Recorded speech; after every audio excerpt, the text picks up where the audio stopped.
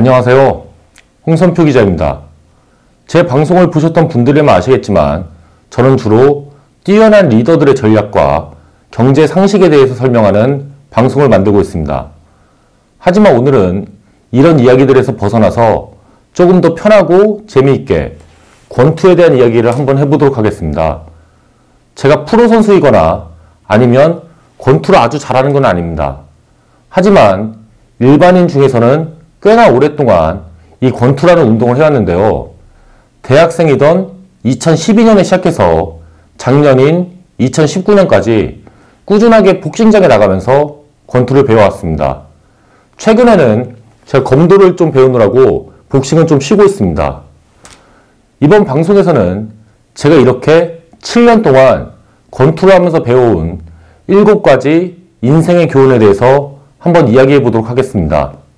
제가 권투를 통해서 배운 첫 번째 교훈은 한 대 맞으면 꼭 빚을 갚아야 한다는 겁니다. 이건 복싱뿐 아니라 검도 그리고 격투기 같은 다른 모든 스포츠에도 똑같이 적용되는 말인데요. 링에 올라가서 상대방에게 맞았다고 아프다고 뒤로 물러나면 그 다음부터는 훨씬 더 두드려 맞게 됩니다. 맞았을 때일수록 더 치고 나가야 되는 건데요. 이거는 일과 사업에서도 마찬가지입니다. 우리가 약한 모습을 보이는 순간 이리떼 같은 사람들이 몰려들어서 우리를 물어뜯으려고 합니다. 약한 모습을 보이지 않기 위해서라도 더 세게 힘껏 치고 나가야만 합니다. 진짜 아프고 힘들어서 도저히 주먹을 던지지 못할 것 같으면은 가드라도 세우고 버텨야 됩니다.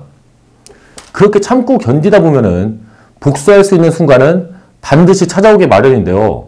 권우현 삼성전자 회장이 자신의 책 초격차에서 남긴 말이 있습니다. 바로 아마추어는 수비하고 프로는 공격한다는 말입니다. 한 대 맞으면 꼭 빚을 갚아야만 하는 거죠.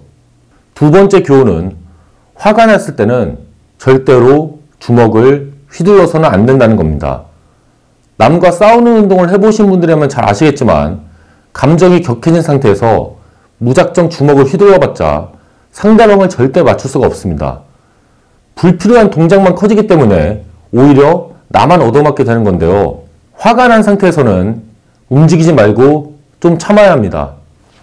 그리고 마찬가지로 감정이 격해진 상태에선 어떤 판단도 내지 말아야 하는 겁니다. 단단히 가드를 세운 채 감정이 가라앉기를 기다려야만 하는 건데요.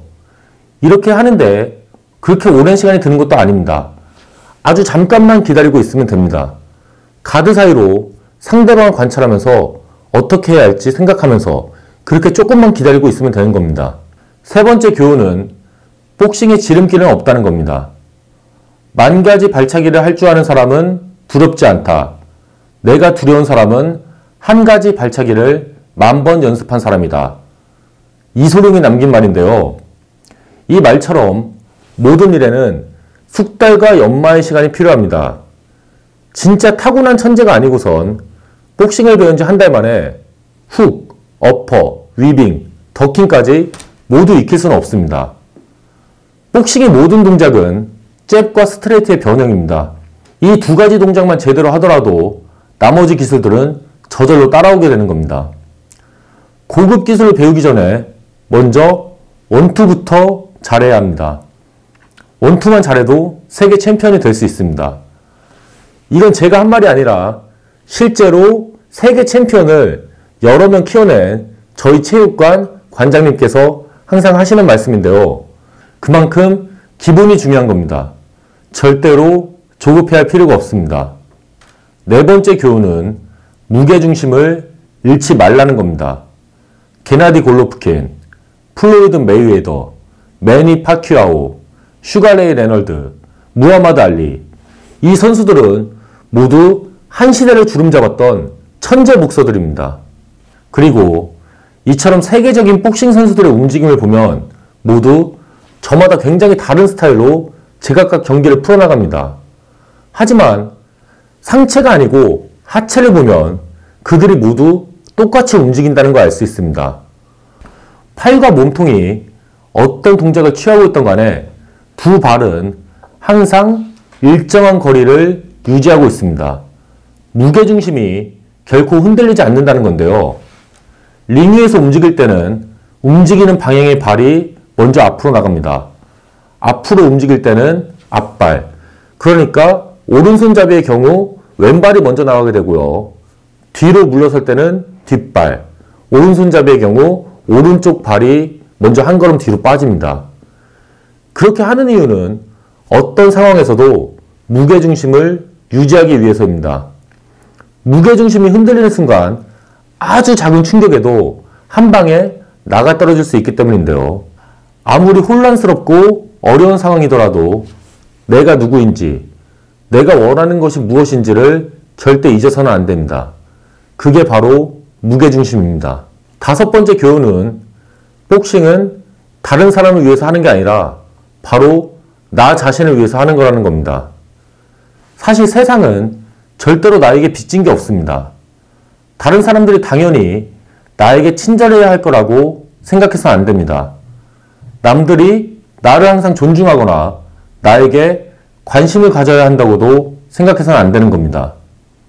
존중, 관심, 친절은 내가 나의 행동을 통해서 스스로 벌어나가는 것이지 애초부터 나에게 주어진 내가 당연히 받아야만 하는 것들이 아니라는 사실을 잘 알고 있어야만 합니다.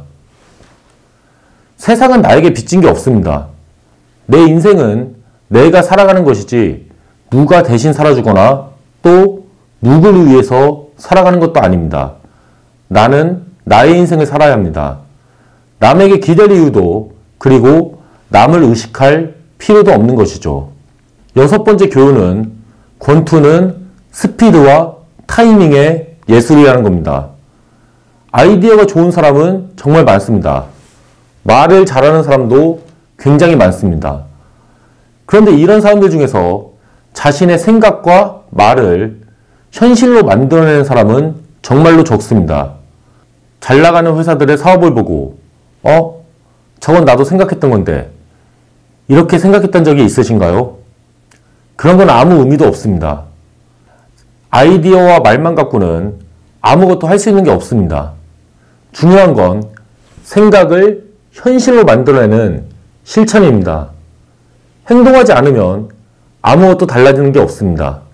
좋은 아이디어가 있다면 재빨리 몸을 움직여서 적절한 타이밍에 들어가야 됩니다. 스피드와 타이밍이 제일 중요합니다. 마지막 7번째 교훈은 챔피언은 특별한 누군가가 아니라 바로 내가 챔피언이 될 수 있다는 겁니다. 잘 나가는 사람, 유명한 사람을 부러워할 필요가 없습니다. 남을 원망하면서 나약한 생각에 빠져있을 시간도 없습니다. 인스타나 페이스북에서 남의 모습을 훔쳐보면서 나는 왜 이럴까? 이렇게 한탄해 보신 적이 있나요? 그건 정말 시간 낭비입니다. 그럴 시간에 운동복으로 갈아입고 동네나 한 바퀴 더 도는 게 나한테 훨씬 더 남는 일입니다. 챔피언이 되는 방법은 아주 간단합니다. 샌드백을 치고 또 치면 되는 거죠. 남한테 위로 듣고 싶으신가요? 그런 거 결국 나한테는 아무 도움도 안 됩니다. 결국 모든 건 내가 해내는 수밖에 없습니다. 챔피언은 특별한 누군가가 아닙니다. 바로 나도 챔피언이 될 수 있습니다.